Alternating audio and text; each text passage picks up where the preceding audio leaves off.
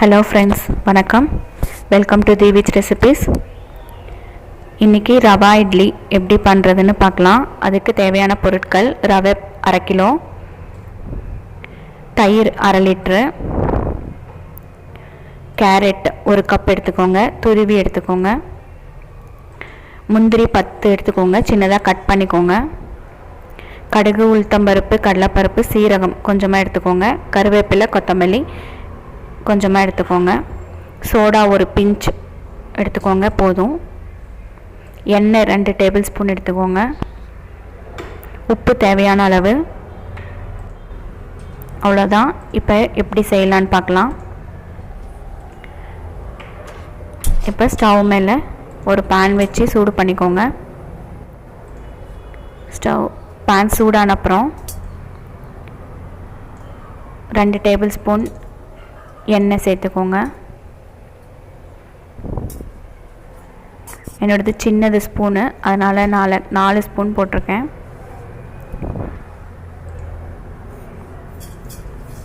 எண்ணெய் காஞ்ச அப்புறம் கடுகு, உளுத்தம்பருப்பு, கடலைப்பருப்பு, சீரகம் எல்லாம் போட்டு நல்லா வதக்குங்க. அப்புறமா முந்திரி போடுங்க. முந்திரி போட்டு நல்லா ஃப்ரை பண்ணுங்கள். எல்லாம் நல்லா ஃப்ரை ஆன அப்புறமா கருவேப்பிலை போடுங்க, சின்ன சின்னதாக கட் பண்ணி வச்சது.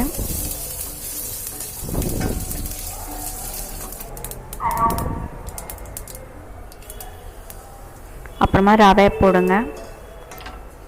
ரவை போட்டு நல்லா மிக்ஸ் பண்ணிவிட்டு ஒரு தடவை, ரொம்ப நேரம் ஃப்ரை பண்ணணுன்னு ஒன்றும் தேவையில்லை.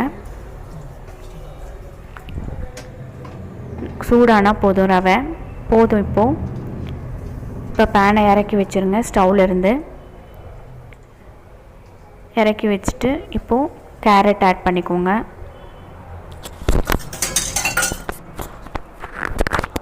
கொத்தமல்லி, உப்பு தேவையான அளவு உப்பு போட்டுக்கோங்க. நான் 2.5 டீஸ்பூன் போடுறேன்.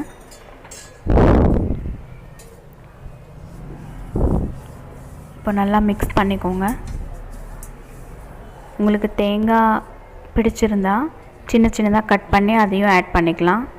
நான் இன்றைக்கி தேங்காய் போடல. இப்போது தயிர் போட்டுக்கோங்க. தயிர் கொஞ்சம் புளிச்ச தயிராக இருந்தால் நல்லாயிருக்கும் ரவா இட்லிக்கு.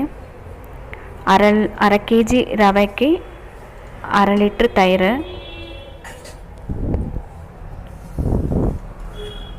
நீங்கள் எவ்வளோ ரவை எடுக்கிறீங்களோ அதே அளவு தயிர் எடுத்துக்கோங்க.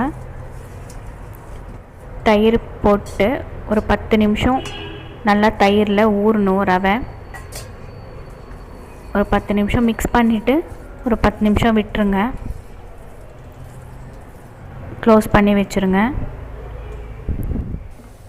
இப்போ 10 நிமிஷம் ஆயிடுச்சு.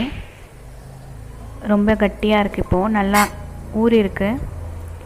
இப்போ எவ்வளோ தண்ணி வேணுமோ அவ்வளோ தண்ணி ஊற்றி ஒரு தடவை நல்லா மிக்ஸ் பண்ணிக்கோங்க.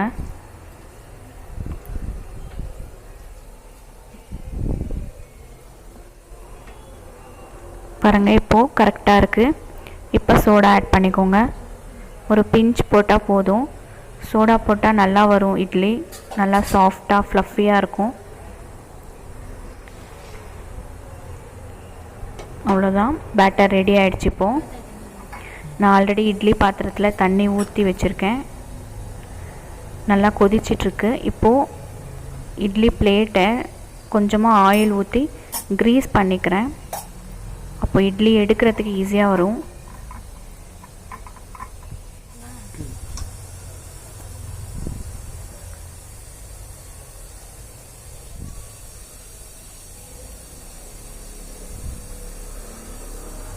இட்லி ஊற்றிட்டு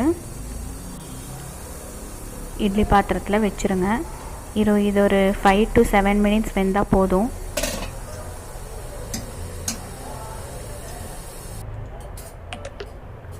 இப்போ பாருங்கள், 5 நிமிஷம் ஆயிடுச்சு. நல்லா வெந்துருச்சு.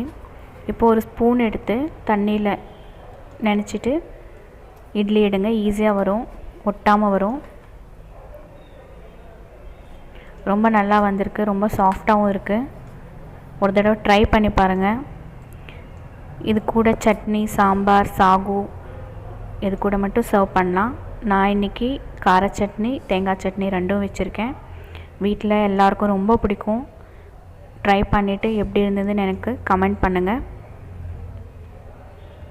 உங்களுக்கு எங்கள் வீடியோ பிடிச்சிருந்தா லைக் பண்ணுங்கள். அப்படியே ஃப்ரெண்ட்ஸ் கூட ஷேர் பண்ணிக்கோங்க. மறக்காமல் எங்கள் சேனலை சப்ஸ்கிரைப் பண்ணிக்கோங்க. Thank you friends.